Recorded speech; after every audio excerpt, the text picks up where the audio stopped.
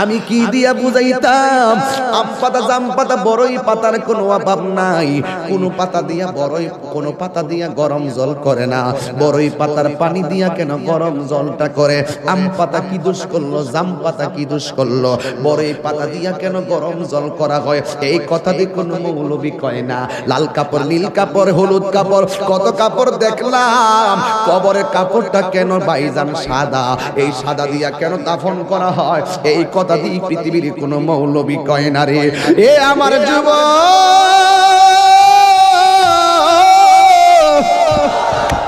কি দিয়া বুঝাবো কবরটা কেমন ডেঞ্জারাস? কি দিয়া বুঝাবো মরণটা কত কঠিন? কি দিয়া বুঝাবো তাহিরের একটা দিন চলে যাওয়া মানে হলো আমার জীবন থেকে চিরদিনের জন্য দিনটা চলে গেছে।